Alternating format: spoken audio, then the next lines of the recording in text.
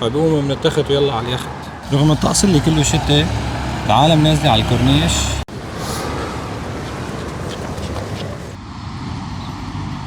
اللي بخاف من الكلاب شو وضعه؟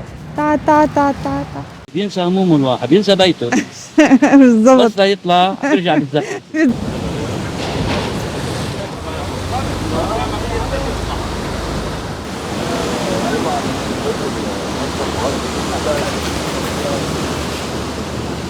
رغم الطقس اللي كله شتاء العالم نازلة على الكورنيش عم تمشي، بس اليوم مفترض ما يكون في شتاء حسب معاني. واللي الشغله الغريب انه عالم يلبس جاكيت، عادة تياب رياضة. خير. اليوم بما انه عطلة قررنا ننزل نمشي شوي على الكورنيش، وكونه بيتنا قريب من الكورنيش رح نمشي شوي هيك ونفرجيكم الجو العام بشكل عام والعالم. رغم انه طقس شتي ومطر ننزل تتمشى، بس مثل ما قلت مني وغيري يعني اللي جاي يمشي على الكورنيش لابس جاكيت فحسوا بمبركة شتت الدنيا. فحنمشي ونشوف الجو العام، حنصور كل شيء.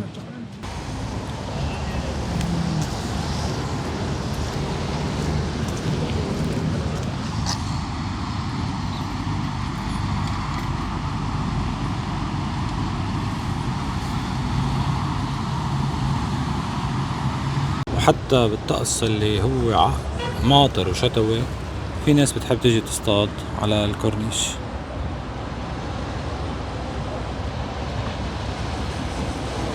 خليني اقرب هيدا شوي. اوكي هذا حابب يصطاد. اكيد في ناس بتنزل من جهة تحت كمان بتصطاد.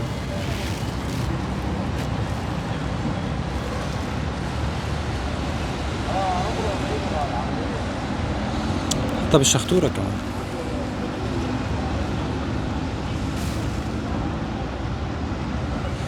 سأعطيكم لمحة على الجو كيف.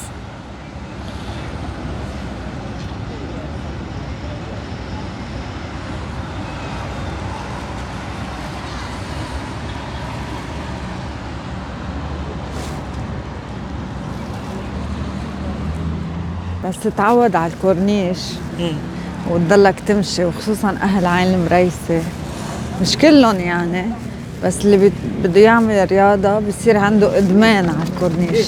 حتى بأيام الشتاء والبرد بينزلوا. مثلا هيك هدول لابسين شورتات. ايه هول يومية بينزلوا.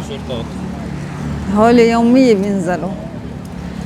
فكنا لما قبل كل يوم ننزل على الكورنيش، بعدين بتصير تلتقي مع العالم ويسلموا عليك، يعني انه صباحو كيفكن. هدول العالم عاملين صبحية.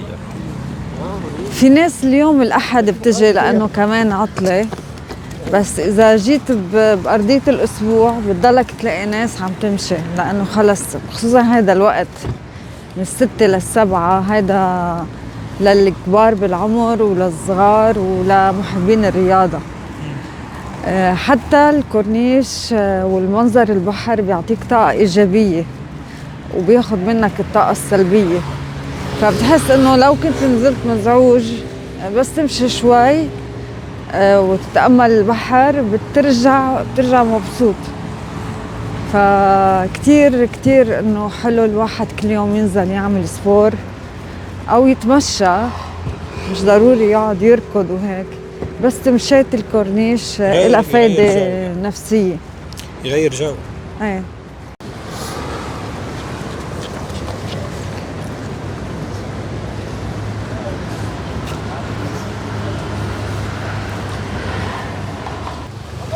هلا هون بناية الأحلام. هلا في هذا الصيادة هون بتقدر هيدا الزورق يفوت من هون من تحت هيدا الكورنيش، من تحت الكورنيش من تحت ويروح للمينا، مينا عين المريسة. فكرمال هيك سموها بناية الأحلام، يعني فيك توصلها باليخت. بصف اليخت تحت البناية. تمام. فبقوموا من التخت ويلا على اليخت. بس صورت الطابق الأخير شو حلو، بحس حاله الواحد كأنه قاعد بالبحر. ولك هالكلب الحلو. اللي بيخاف من الكلاب شو وضعه؟ مش انا يعني. بس يعني مثل حدا مثلا بيخاف من الكلاب انا ما بخاف بيطلع منه. لك تعا تعا تعا تعا تعا.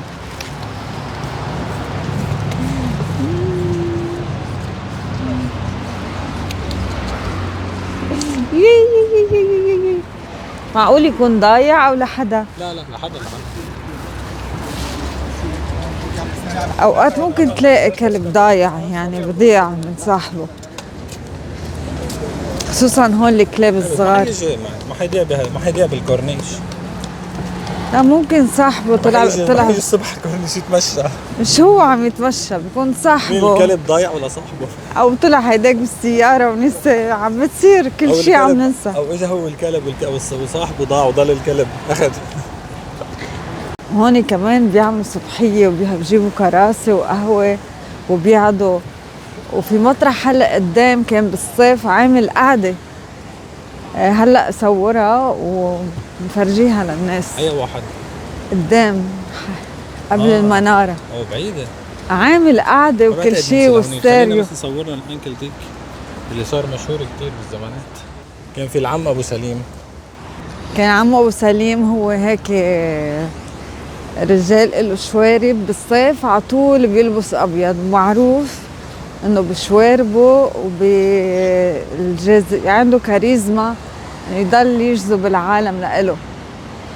فثلاث ارباع الناس تجي لتحكي معه ويدردشوا دردش الصباح. وكان كل زبون عنده اللي مثلا بده يعمل دايت يجيب له نسلة دايت، اللي بده جولد، كل واحد حسب ذوقه.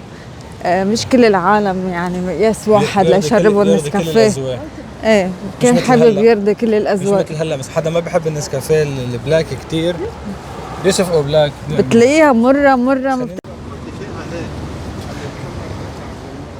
صباح الخير، يسعد صباحك.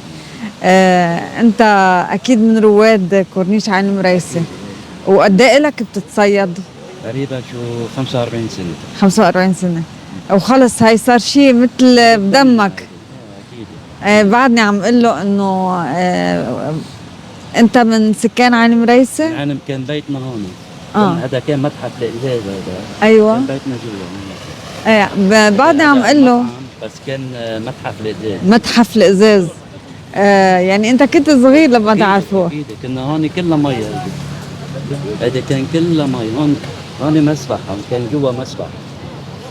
هذا هون مسبح. وهلا قد ايه بتقضي وقت؟ يعني ساعتين وبروح على شغله. عندك بس عندك ساعتين الصباح هيدي للكورنيش. هاي للكورنيش. وحتى انه بشيل منك الطاقة السلبية. اكيد بينسى همومه الواحد، بينسى بيته. بالضبط. بس ليطلع بيرجع بيتذكر. بتذكر. طب وبتطلع سمك يعني بتاخد مثلا الواحد اكلاته وهيك؟ بحر مليان سمك. صح. بس بدك مين يعرف شيء؟ تعرف ابو سليم علي الديك؟ شو لكن كان هو صياد يعني قبل، عنده شخطورة وبعرف بينزلوا كلهم هون. الله يرحمه وأعطاك عمره. أي ساعة بتيجي الصبح؟ يعني تقريبا من 6 ونص 6 ل 8 ونص ماكسيموم. و... أحلى شيء وبتعلمك الصبر. شو أكيد إنه تضل واحد صابر ناطر السمكة. ساعتين الواحد هي بعدين خلاص ترجع للحياة طبعا. إنه بحس أنا إنه لازم الواحد كل يوم يمشي يفضي الطاقة. مجرد ما عم نمشي على البحر بفضي الطاقة السلبية بتروح مبسوط. بس بدك اللي رايح لعندهم يضل باسطينك. هيدي الحياة هيدي بده ينسى. صح يعني الشغلة الوحيدة اللي بننسى فيها ساعتين زمان نحن الحمام نرجع تشحن طاقة لحتى تتحمل باقي النهار. طيب نحن بنشكرك كثير عم والله يرزقك يا رب.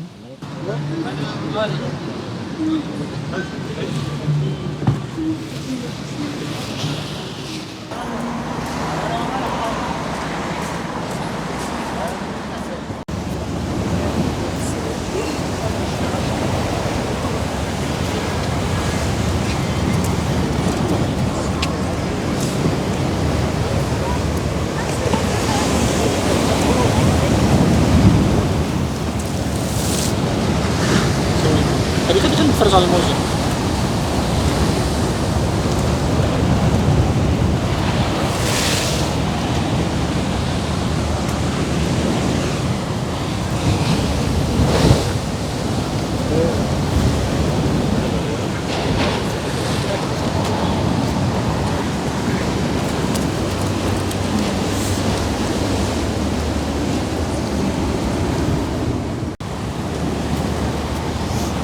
جايب لي سلام عصفور الهنا.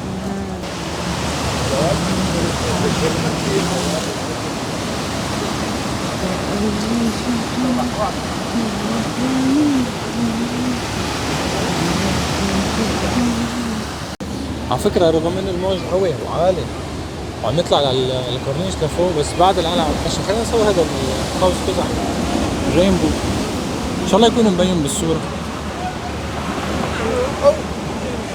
بس شايف الشباب اللي هوليك نازلين يسبحوا بهذا الجو؟ ايه خليني اقرب الصورة. وهلا وصلنا نحن على عمود الجامع، بس حلو هيدا الرينبو. ليك كيف عامل مفتوح هيك وتحت.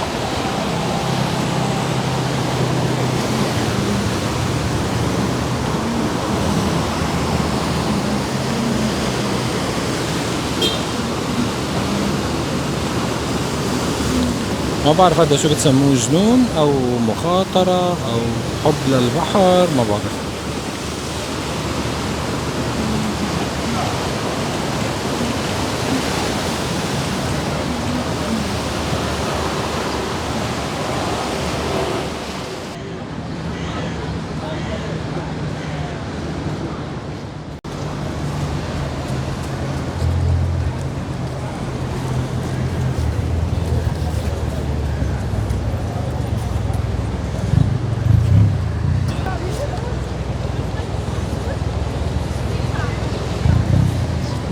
بس شو فينا مثلا نصحى مش مبسوط بحاله.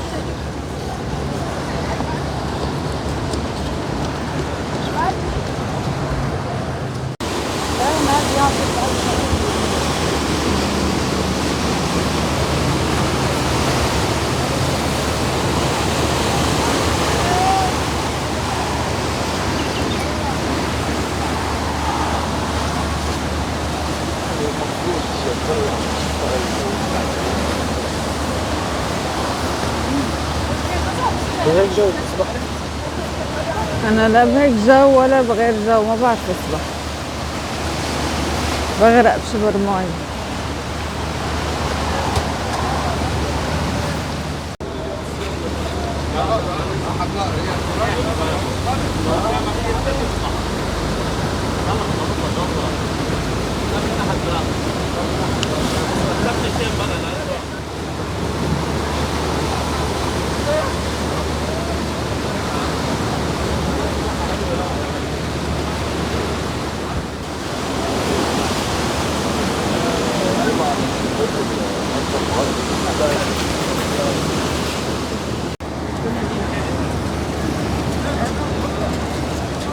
هلا معها.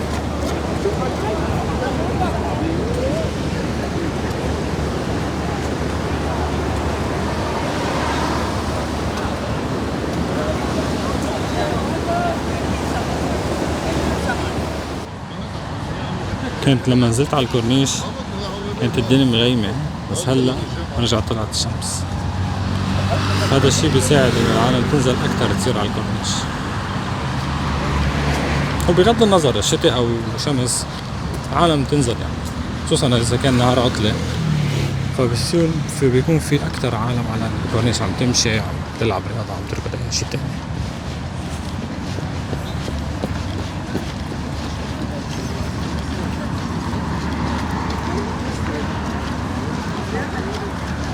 عادي